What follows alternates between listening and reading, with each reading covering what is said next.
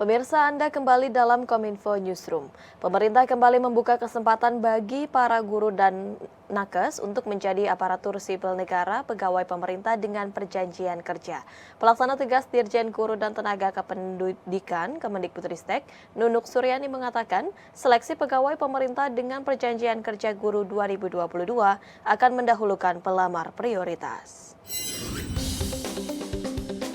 Pemerintah kembali membuka kesempatan untuk menjadi aparatur sipil negara pegawai pemerintah dengan perjanjian kerja. Seleksi ASN PPPK ini merupakan upaya pemerintah dalam memprioritaskan pengadaan aparatur sipil negara untuk pelayanan dasar, yaitu guru dan tenaga kesehatan. Adapun pemerataan guru berkualitas melalui seleksi ASN PPPK ini sesuai dengan arahan Presiden Joko Widodo yang fokus pada pembangunan kualitas sumber daya manusia. Nunuk Suryani menjelaskan, seleksi guru PPPK ini akan segera dibuka dengan seleksi pola tertutup dan pola terbuka. Melalui seleksi pola tertutup adalah dengan menyeleksi guru PPPK bagi rombongan pelajar atau kelas yang telah diisi oleh guru non-ASN. Sementara seleksi pola terbuka yakni menyeleksi guru bagi rombongan kelas yang belum sama sekali memiliki guru non-ASN atau rombongan kelas yang masih kosong. Adapun seleksi tersebut bertujuan untuk mengatasi kekurangan guru dan permasalahan guru honorer. Dalam Permenpa juga sudah disebutkan ada 3 mekanisme Mbak yang tadi sudah Mbak Dita sampaikan.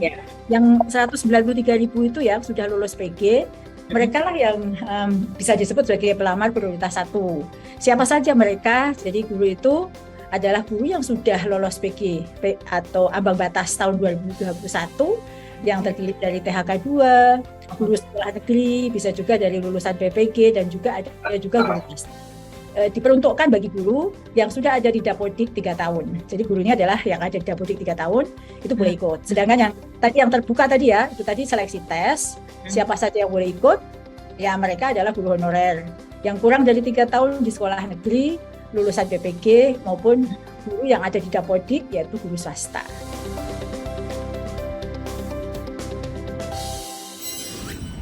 Badan Riset dan Inovasi Nasional berharap pameran Indonesia Research and Innovation Expo 2022 dapat menginspirasi generasi muda. Pameran ini akan digelar pada 27 hingga 30 Oktober 2022 mendatang di Gedung Innovation Convention Center, kawasan Sains and Teknologi Cibinong, Jawa Barat.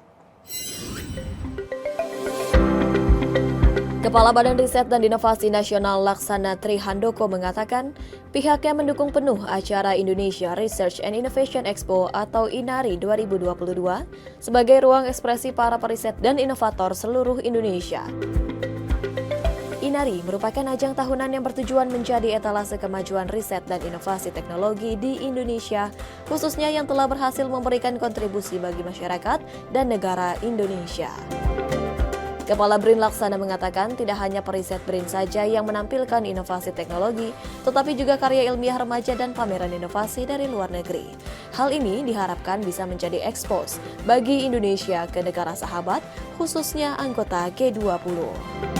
Bahwa ini kita barengkan dengan event-event yang lain, termasuk di situ berbagai ajang karya ilmiah remaja, lomba karya ilmiah remaja, kemudian juga ada ajang Research and Innovation Initiative Gathering yang merupakan eventnya G20 terkait dengan riset dan inovasi, itu juga kita lakukan bersamaan ya, sehingga kita harapkan ini bisa menjadi expose bagi negara kita ke negara-negara sahabat khususnya anggota G20 ya. Sejalan dengan hal tersebut, Direktur Pemanfaatan Riset dan Inovasi BRIN, Dadan Nugraha mengatakan, sejauh ini BRIN sudah berkontribusi dalam sektor inovasi dan teknologi untuk membangun pemulihan ekonomi Indonesia pasca pandemi COVID-19. Dalam pemulihan ekonomi pasca pandemi, BRIN ikut membantu dalam menghasilkan produk hasil riset di bidang kesehatan, salah satunya bekerja sama dengan PT Bio Farma. Ini ajakan dan sekaligus juga harapan dari pemerintah Indonesia ke masyarakat global, bagaimana kita bisa bangkit begitu ya dan tumbuh, terutama kalau dikaitkan dengan pandemi COVID yang melanda beberapa tahun terakhir yang dampaknya dirasakan saya kira oleh semua negara yang ada di dunia. Nah, kesempatan ini tentu bagaimana kita bersama-sama saling mendukung, saling bahu-membahu untuk bangkit dan tumbuh lebih kuat begitu ya.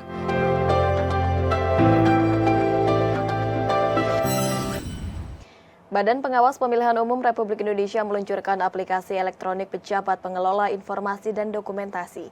Aplikasi ini akan mengintegrasikan data informasi dalam PPID Bawaslu Pusat, Bawaslu Provinsi, dan Bawaslu Kabupaten Kota. Badan Pengawas Pemilihan Umum Republik Indonesia Pusat, Bawaslu Provinsi, dan Bawaslu Kabupaten Kota mengikuti rapat sosialisasi aplikasi EPPID di lantai 5 Gedung Bawaslu, Jakarta, Kamis kemarin. Aplikasi EPPID yang terintegrasi di lingkungan Bawaslu bertujuan mempermudah pelayanan informasi publik tanpa harus bertatap muka.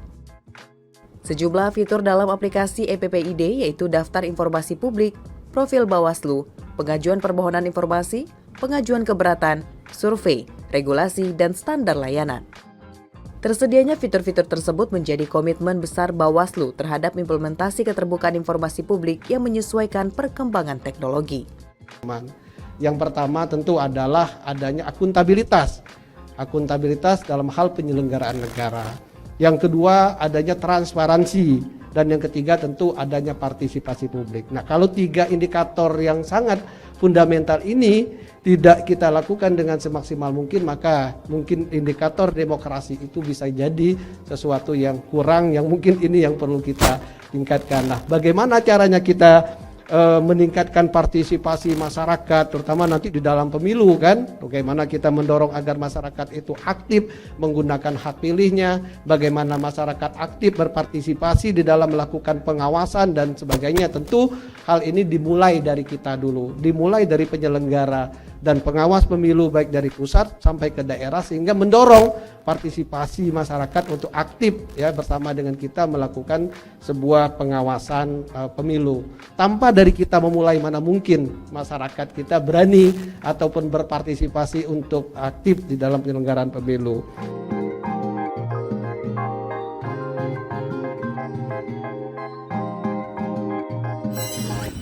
Jajaran Badan Pengurus Pusat Himpunan Pengusaha Muda Indonesia mengunjungi Istana Negara Jakarta.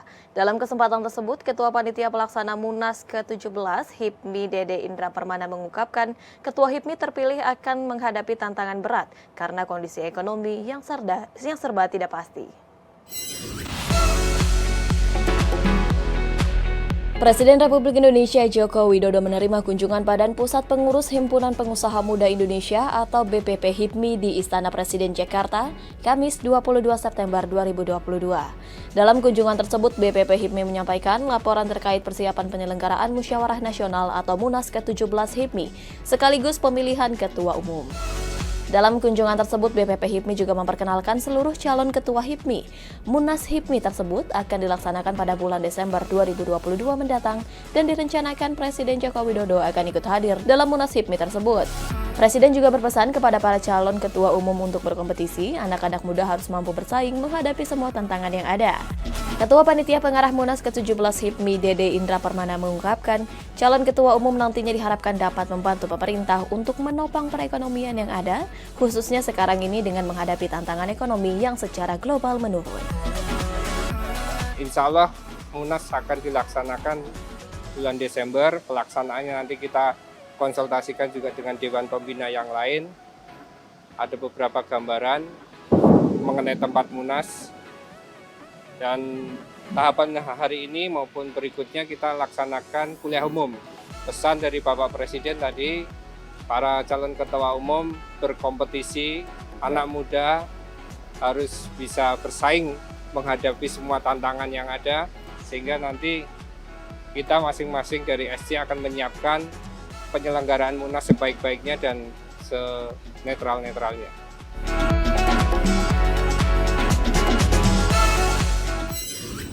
Pemirsa, usai jeda kami akan hadir dengan informasi SDM terampil, tantangan tenaga kerja destinasi super prioritas sesaat lagi.